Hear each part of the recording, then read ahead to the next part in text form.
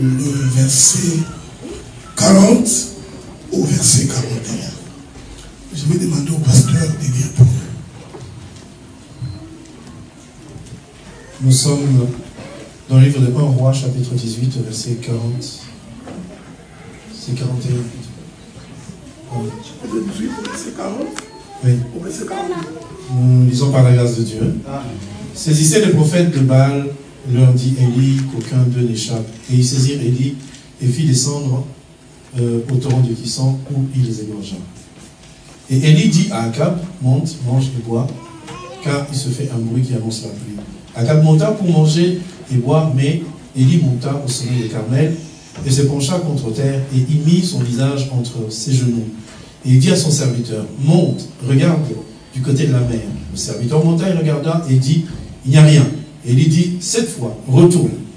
À la 7e fois, il dit, voici un petit nuage qui s'élève de la mer et qui est comme la paume de la main d'un homme. Élie dit, monte, et dit à Akab, attelle et descend, afin que la pluie ne t'arrête pas. Verset 45, et en peu d'instants plutôt, le ciel s'obscurcit par les nuages et le vent s'établit. Et il y eut une forte pluie. Akab monta sur son char et partit pour Jezreel. Verset 46, et la main de l'Éternel fut sur Élie, qui se saignit de reins et courut devant Akab jusqu'à l'entrée de Jezreel. Amen. Est-ce qu'on peut acclamer le Seigneur? Nous allons nous asseoir. D'abord, je voudrais vous demander de m'excuser. Depuis qu'on a commencé, je suis malade. Mais j'ai compris que c'est le diable. Mais cela ne peut pas nous empêcher de parler. J'avais demandé qu'on augmente un peu mon micro, que je n'ai pas beaucoup à crier. Bon, je voudrais me présenter, c'est le frère Adela Ndaye. Je suis marié, père de 4 filles. Je suis grand-père 7 fois. Okay. Donc, dans 2 ans, j'aurai 60 ans.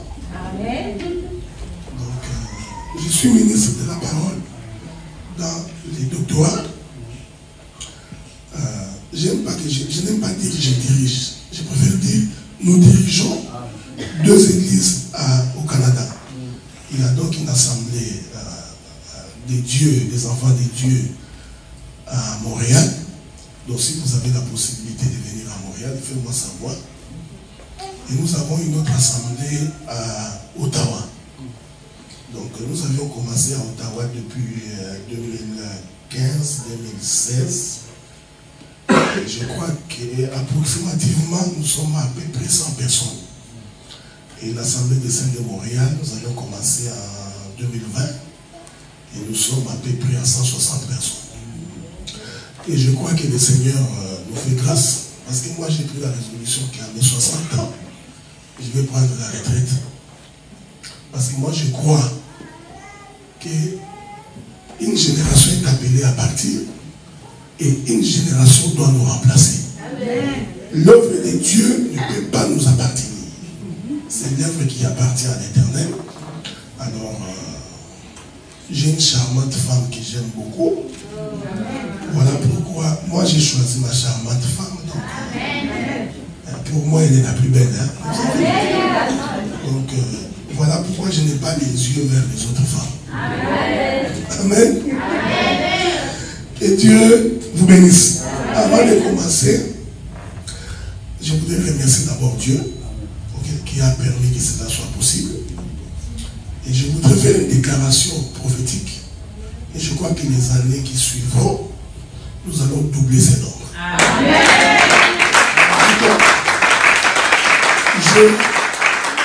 Je peux sentir ça. Je peux sentir ça. On peut doubler ces nombres. La salle va devenir petite. Donc il faut envisager déjà casser ici pour qu'on puisse rallonger. Amen. Je remercie le pasteur Freddy. C'est la première fois qu'on se voit. Et ce qui nous unit, c'est la grâce de la parole. Amen. Okay? Donc je ne suis pas son ami. Tu vas dire, mon ami vient ici. Non, non. On ne s'est jamais vu. On s'est vu là, là. Donc on s'apprend à se connaître là. Ok? Donc c'est un homme de beaucoup d'humilité, de beaucoup de simplicité. Et moi je crois que c'est pourquoi vous êtes si nombreux, parce que l'humilité attire. Amen.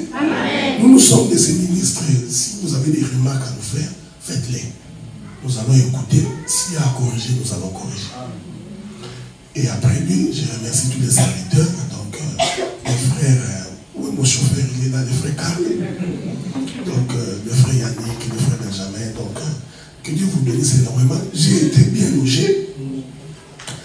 Et vous avez vu que j'ai pris un peu du poids. Donc, chaque soir, là, on m'invitait pour aller manger. Donc, hier, il y a les frères Yann et les autres qui m'ont invité dans un restaurant. De toute ma vie, je n'ai jamais vu un poisson aussi grand comme ça. Donc, que Dieu vous remercie énormément. Ok? Si le Seigneur nous prête vie, nous allons le voir au mois de septembre. Parce que j'ai une activité à Lyon au mois de septembre. Donc, je profiterai pour faire un crochet. Et je crois que pour vous saluer, ce serait une bonne chose. Vous avez une équipe de chanteurs magnifiques, des hommes et des femmes qui s'y vouent pour la cause de l'Éternel. Et comme Dieu ne reste pas avec la dette de quelqu'un, j'ai pris que le Seigneur vous rende au centuple ce qu'il a pensé.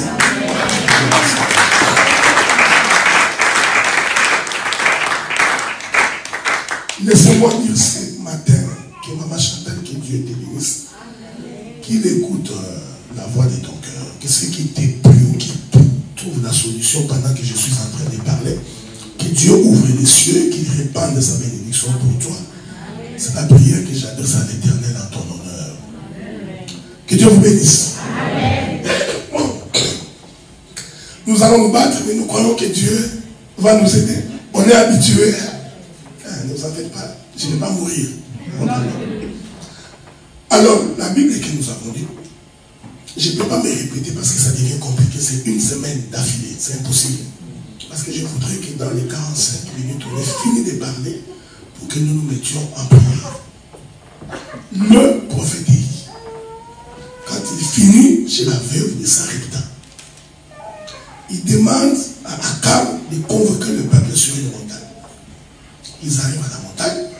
J'avais expliqué ça depuis vendredi. On restaure l'autel. On met les taureaux. On coupe les taureaux. On jette de l'eau. Et Élie invoque le nom de l'Éternel. Je vous avais dit ceci. Si on respecte le modèle de Dieu, Dieu descend toujours. Dieu n'agit pas parce que tu parles bien français. Dieu n'agit pas parce que tu sais mettre les versets ensemble. Dieu agit lorsqu'on respecte le modèle de Dieu. Voilà pourquoi un jour, Dieu dit à Moïse, viens, viens au sommet de la montagne. Est-ce qu'on est ensemble? Oui. Moïse monte au sommet de la montagne. Il arrive au sommet de la montagne, il attend Dieu pendant 6 jours. Premier jour, Dieu n'est pas là. Deuxième, jusqu'au 6e jour. Comprenez que le temps où Moïse attend Dieu, c'est les 6 premiers jours de la création. Amen. Et l'Écriture dit, au 7e jour, une tempête de nuée descendit et enveloppa Moïse. On est ensemble?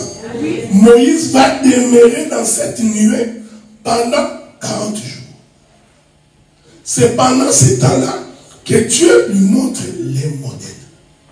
Il dit, tu descendras sur la terre. Tu construiras un tabernacle. Je vais doucement. Le tabernacle, c'est la maison de Dieu. On est ensemble. Donc Dieu disait à Moïse, va me construire une maison. J'ai compris que pendant tous ces temps, Dieu n'avait pas de maison. En d'autres termes, Dieu était un vagabond. C'était un peuple, Dieu était un peuple nomade. Est-ce que vous me suivez? L'Esprit de Dieu au commencement s'est mouvé au-dessus des eaux. C'est Dieu qui s'est cherché une maison. Frère, le souci de Dieu a toujours été de se trouver une maison. C'est pourquoi Jésus dit, l'Écriture dit, Dieu n'habite pas dans les choses faites des mains d'hommes, mais Dieu habite dans ce que lui-même a fait.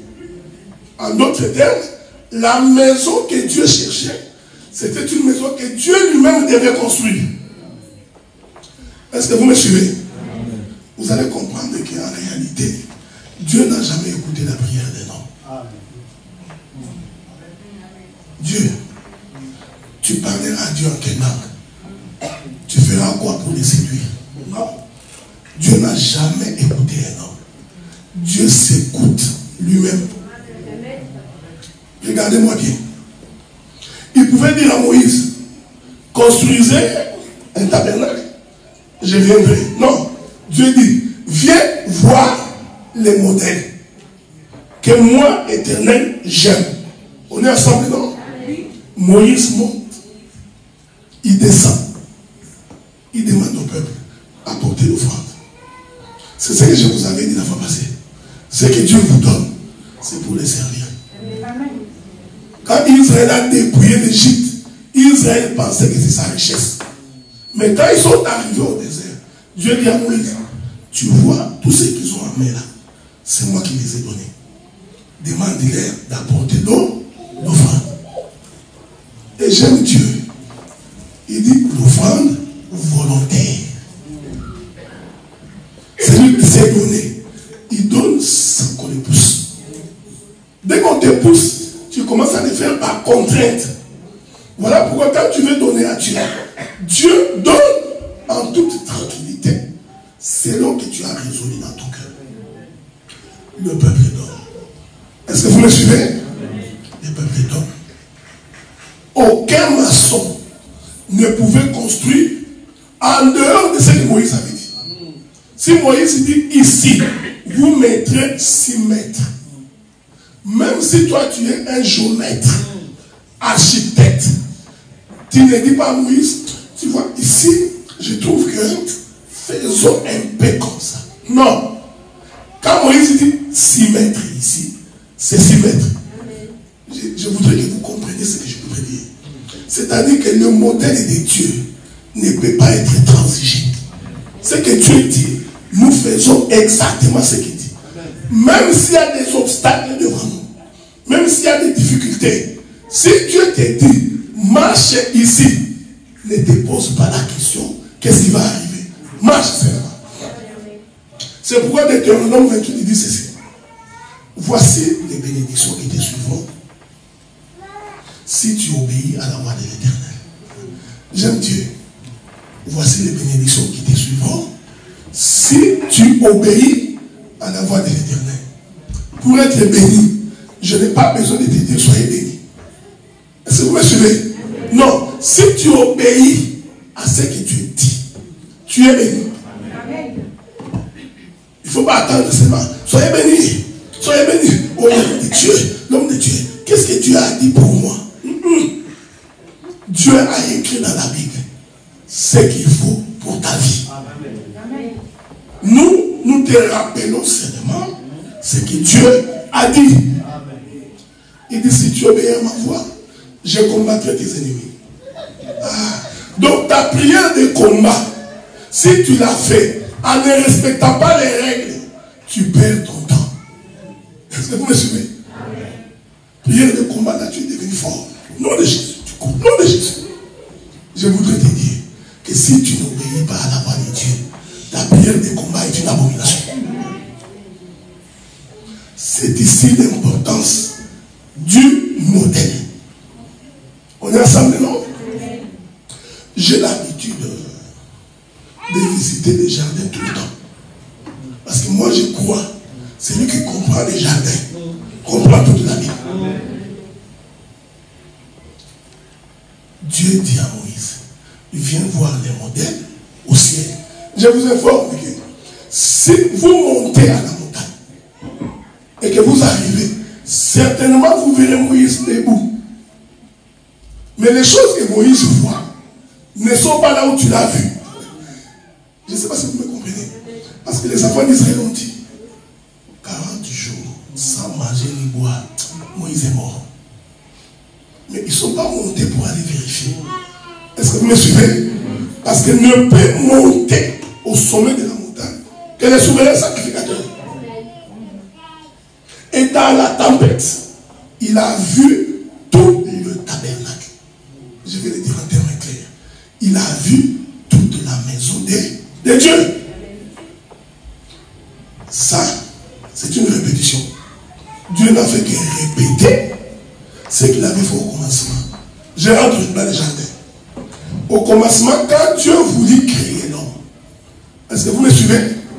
Dieu dit dans sa pensée, j'ai créé l'homme à mon image, selon ma propre ressemblance. Donc Adam était d'abord la conception de Dieu. Est-ce que vous me voyez? Maintenant, cet Adam-là qui est la conception, c'est la maison de Dieu. Pourquoi? Parce que, regardez, Moïse, pour faire les tabernacles, il prend des choses terrestres. On est ensemble, non? Il construit. Dieu, pour créer Adam, il prend des choses terrestres. Il a pris la poussière de la terre. On est ensemble, non? Voilà. Il répète. Quand Dieu finit de créer Adam, Dieu regarde, il trouve que oui, Adam est véritablement comme je le veux.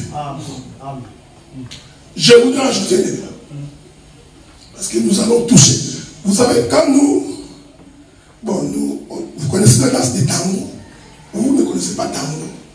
Vous connaissez Jazz Piné. Nous, les vieilles personnes, on danse tango. Tango, la femme doit suivre les pas de l'homme. Hein? Que Dieu vous bénisse. Quand vous dansez, quand je fais un pas derrière, il faut que les pas de la femme viennent. Hein? Donc, elle danse à mon rythme. L'homme quittera son père et sa mère, s'attachera à sa femme. Ils dansent ensemble. Voilà. Est-ce que vous me suivez? Oui, oui. La création de l'homme et de la femme, c'est la danse des tangos. La manière dont Dieu bouge, c'est de cette manière que la femme doit suivre. Ceci est très important. Parce que si tu ne suis pas, tu abîmes la danse. On est ensemble là. C'est pourquoi, quand tu te maries, nous pouvons prêcher. La Bible dit, l'homme quittera son père et sa mère, s'attachera à sa femme. Les deux deviendront une seule chair. Pendant que nous parlons là, vous êtes deux chairs. Est-ce que vous me suivez? L'homme et la femme ne deviennent pas une seule chair. Non.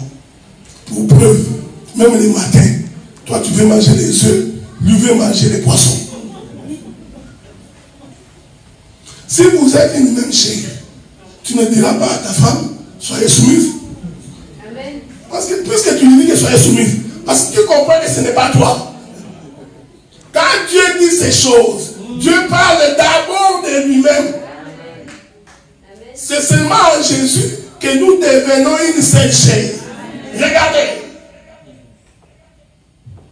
Il crée Adam selon sa pensée. C'est pourquoi moi j'ai toujours dit, la femme doit être à l'image de son mari. Amen. Pas le contraire. Pas le contraire. L'homme ne peut pas être à l'image de la femme. C'est à la femme d'être à l'image de l'homme. C'est à la femme de suivre l'homme. Voilà pourquoi je vous avais dit, quand tu veux te marier, prends un frère en Christ.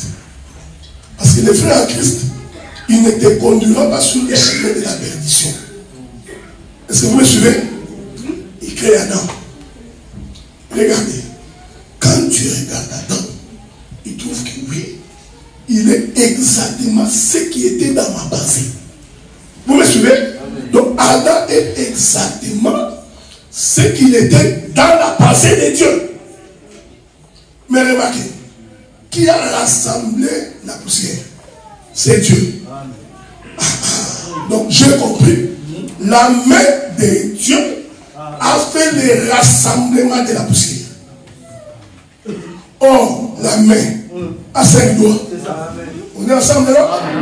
Éphésiens chapitre 4. Les 5 doigts de la main de Dieu représentent le ministère de la parole. Dieu a établi l'apôtre, les pasteurs, l'évangéliste, les docteurs et les prophètes. C'est ça la main de Dieu qui travaille. C'est pourquoi Jésus a multiplié 5 pains. Parce que le 5 pains représentait la nourriture. C'est le ministère qui forme l'homme. C'est pourquoi quand l'église n'a pas la parole, c'est une église qui ne peut pas participer à l'enlèvement. Amen. Vous me suivez? La parole est la chose la plus importante. Donc cette main de Dieu qui rassemble la poussière de la terre, c'est en réalité la main de Dieu. Je voudrais dire ça autrement. Donc, la main de Dieu, c'est l'envoyé de Dieu. Je répète ça. Je vais expliquer ça. Je suis ici. Ok? Je voudrais créer un homme. Supposons que je suis Dieu. Ok? Mais je ne suis pas Dieu. Okay? On n'est pas sorti là de qu'il est Dieu. Non. Supposons que je suis Dieu.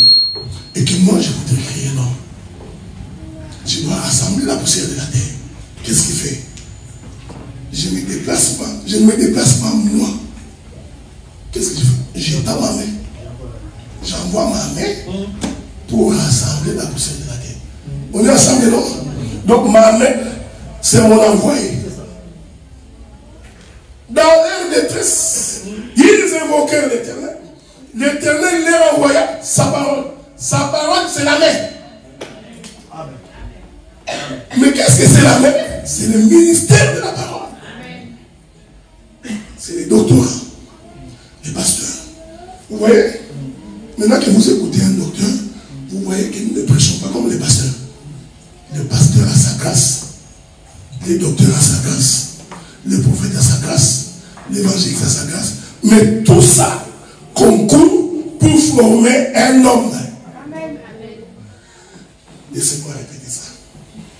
Parce qu'il y a beaucoup de choses qui me viennent à l'esprit. Frère, Dieu ne crée qu'un homme. Dans toute la Bible, là, Dieu, il ne crée pas 2 hommes. Il crée seulement un homme. Comme nous sommes ici, ce que Dieu recherche, c'est un homme. C'est pourquoi, au jour de l'enlèvement, tous les ressuscités là, tous vont former juste un seul homme. Les frères Paul dit, le corps, quoique eux, est composé de plusieurs membres. Donc même si nous sommes nombreux, pour Dieu, c'est juste un corps. Est-ce que vous comprenez? Ah, j'ai compris. Quand Dieu rassemblait la poussière de la terre, il rassemblait les membres d'un corps. Cela veut dire, Dieu regarde la poussière. Freddy est où? À Katakokombe. Il envoie sa main. Récupère-les. Ramène-les chez moi. Où est la sœur Jeanne? En Allemagne. Récupère-les. Est-ce que vous comprenez ce que je dis? Il est en train de rassembler la poussière de la terre. Christian est où? En Madaka. Récupère-les. Venez avec. Quand tout ce que Dieu récupère, je vais le dire autrement, il récupère les bras, l'œil, les nez, la bouche, les intestins, les pieds, les ongles. Quand tout vient au rassemblement, maintenant il agence chaque membre à sa place. Dans l'œuvre de Dieu, si chaque membre est à sa place, le corps fonctionne calmement. C'est qui nous tue. Toi tu es les bras, tu veux devenir la jambe. Maintenant je suis en conflit avec toi parce que tu veux venir là où moi je suis. Moi aussi je peux chanter comme lui. Tu n'as pas la voix comme lui. Moi aussi je peux prêcher. Qu'est-ce que le pasteur quoi? Moi aussi. Tu n'as pas la grâce qu'il a. Je vous avais dit la fois passée, prêcher, ce n'est pas ça qui fait le rassemblement. Le ministère, ça prend beaucoup de qualité. Est-ce que vous me suivez?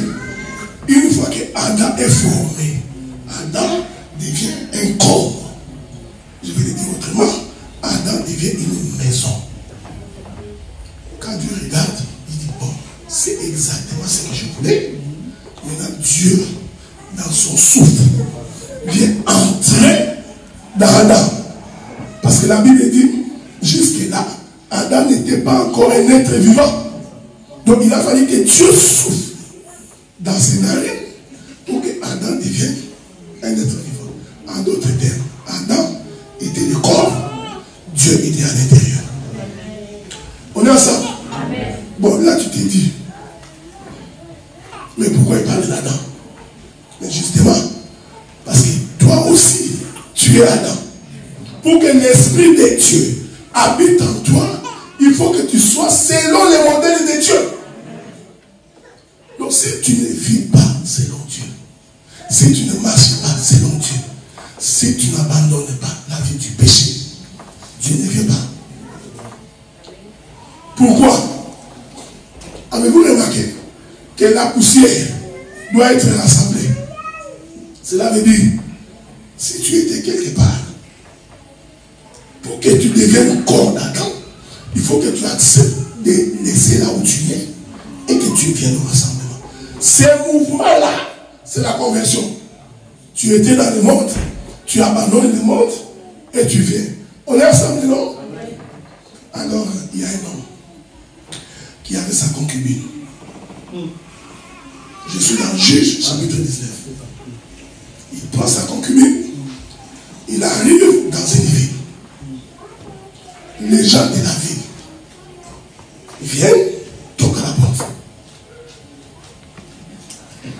Ils demandent à l'homme qui avait accueilli les Lévites, donnez-nous cet homme. Est-ce que vous me suivez? Que la paix de Dieu soit avec vous. Il dit, donnez-nous cet homme, parce que nous voulons les violer. L'homme dit non, je l'ai accueilli. Je ne peux pas vous les donner. Ils ont tellement insisté. La concubine prend, non, le Lévite prend sa femme. Parce que quand vous lisez les textes, deux fois on l'appelle concubine, deux fois on l'appelle femme. Ok? Le Lévite prend sa concubine. Il ouvre la porte. Il lâche sa femme. En tout cas, si c'est toi, tu divorces. L'homme, ce gars-là, il prend sa propre femme, il ouvre la porte, il donne à ces gens. Ces gens-là vont violer la femme toute la nuit. Est-ce que vous me suivez? Toute la nuit. Le matin, ils laissent la femme vient s'accrocher à la porte.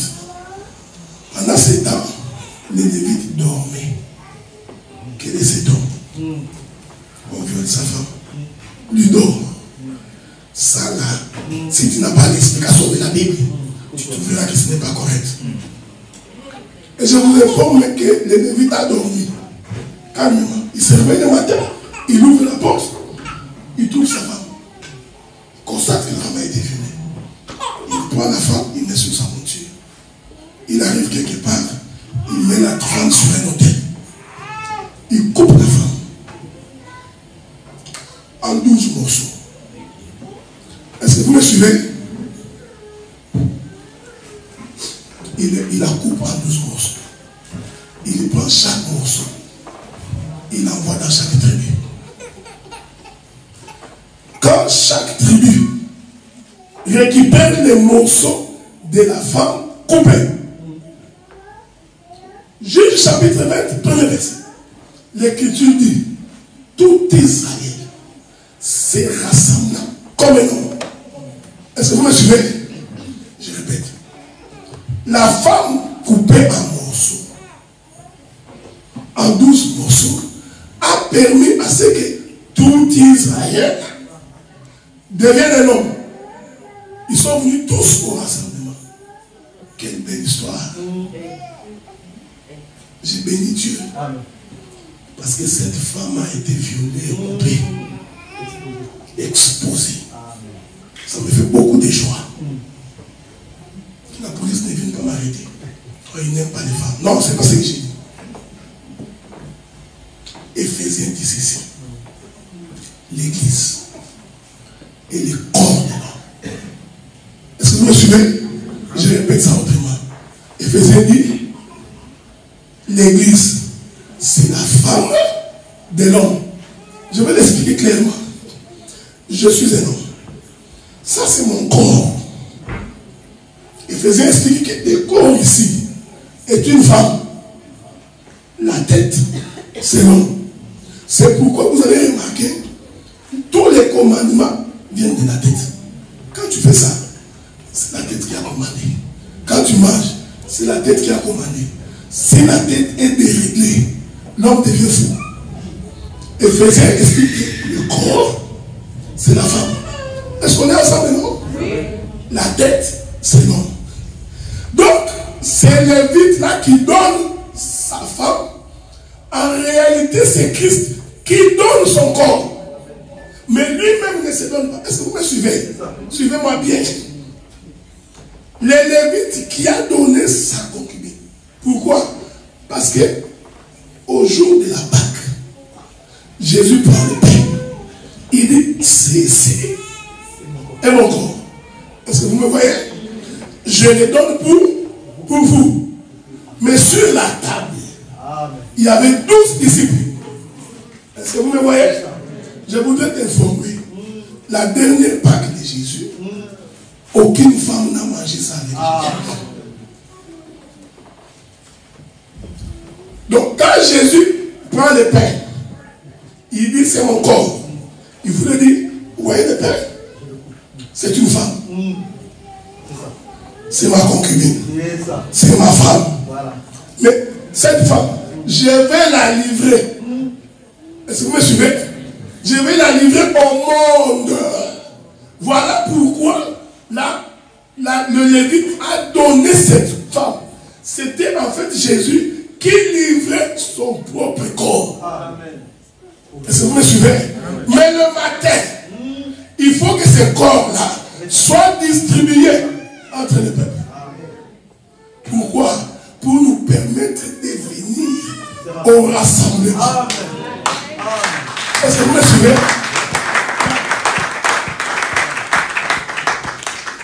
C'est pourquoi Jésus, quand il distribue les pains, il a coupé les pains en 12 morceaux. Chaque disciple a mangé un morceau.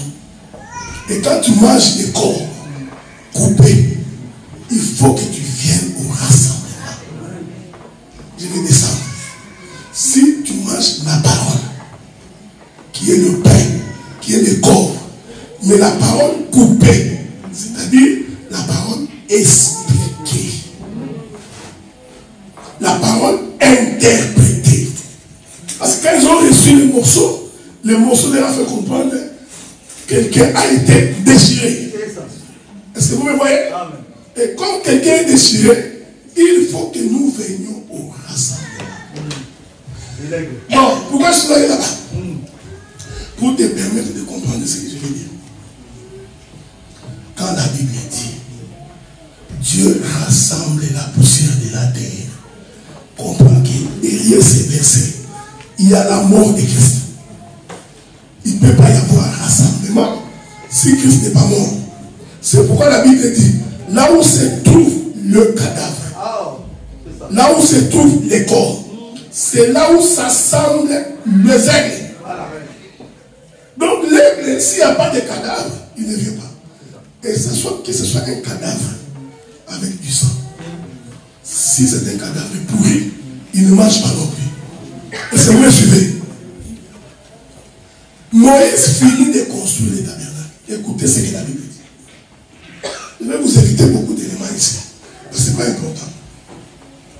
La Bible dit, quand Dieu vit que le tabernacle a été construit selon le modèle qu'il avait donné à Moïse, qu'est-ce qui va arriver? La colonne des nuées, qui est Dieu, va descendre, entrer dans les tabernacles. Vous me voyez? C'est ce qui est arrivé quand Dieu crée Adam. Quand Adam est créé selon la volonté de Dieu, il fallait que les souffles descendent et il entre.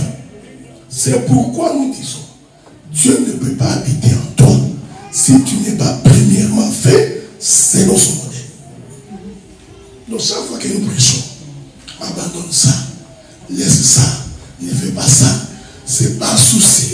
que Dieu vienne habiter en toi. C'est pourquoi Paul dit, vous êtes manifestement le temple du Saint-Esprit. Mais c'est que vous êtes une maison.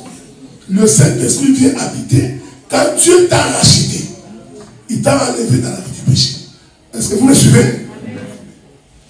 Mais quand Dieu rentre dans les tabernacles, qu'est devient les tabernacles? Les tabernacles devient Dieu dans un corps. En d'autres termes, le tabernacle devient Emmanuel.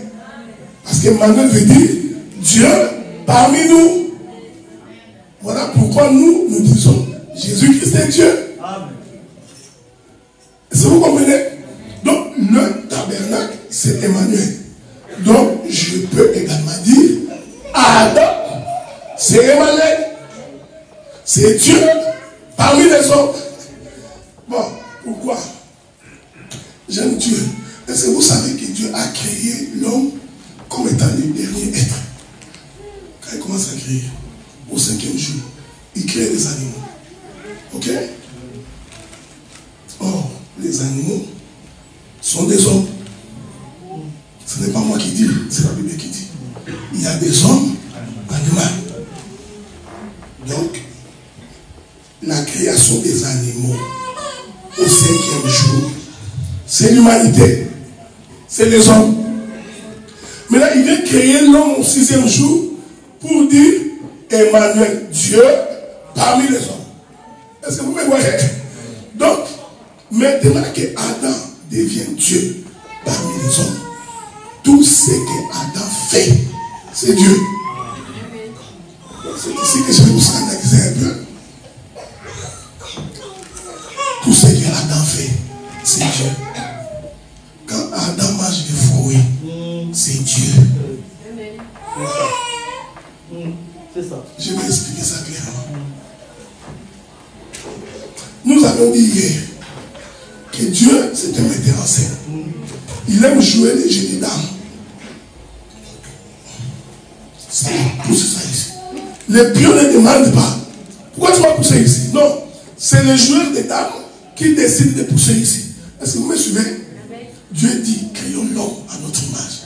C'est-à-dire, l'image en elle-même ne peut pas bouger. Tu as déjà vu l'image bouger? Non. Si tu vois l'ombre bouger, c'est que c'est moi qui ai bougé.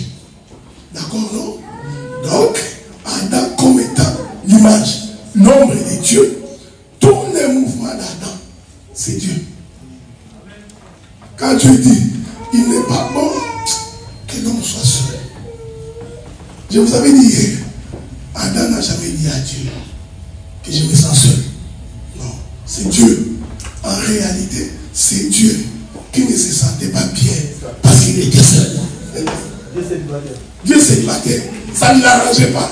Voilà pourquoi il fait tout ça pour nous avoir comme une femme. Parce que Dieu se sentait seul. Donc, Dieu dans Adam, il explique sa propre pensée. Est-ce que vous me suivez? Courons maintenant pour finir avec Élie.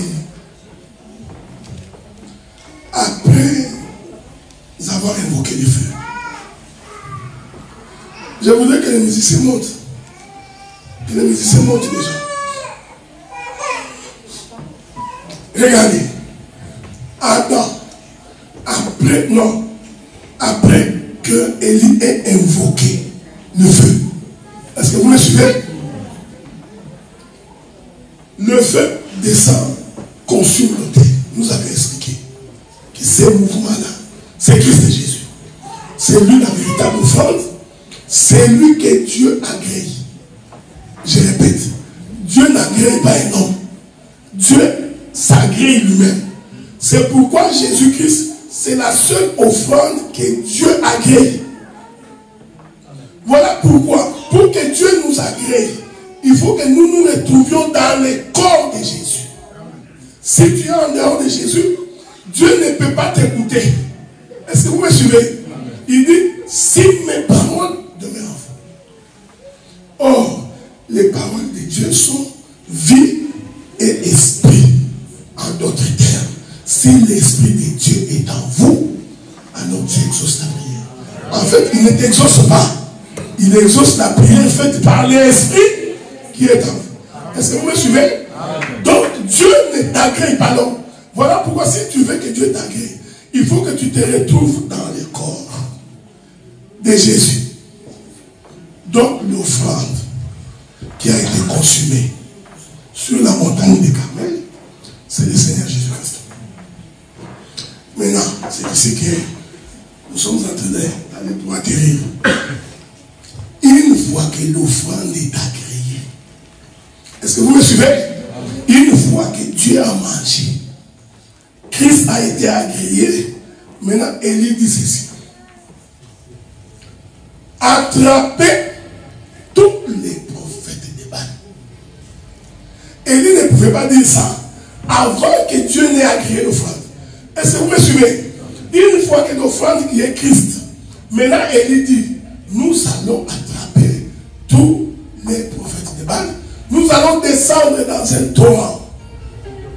Je voudrais dire à quelqu'un, l'offrande de Jésus qui est agréée te donne la capacité d'attraper ta maladie, d'attraper ton problème. La difficulté que tu as va être attrapée aujourd'hui parce qu'une offrande a été agréée. Non, écoutez frère, avant la mort de Jésus, personne ne pouvait toucher les prophètes de Baal. Ils étaient tout puissants.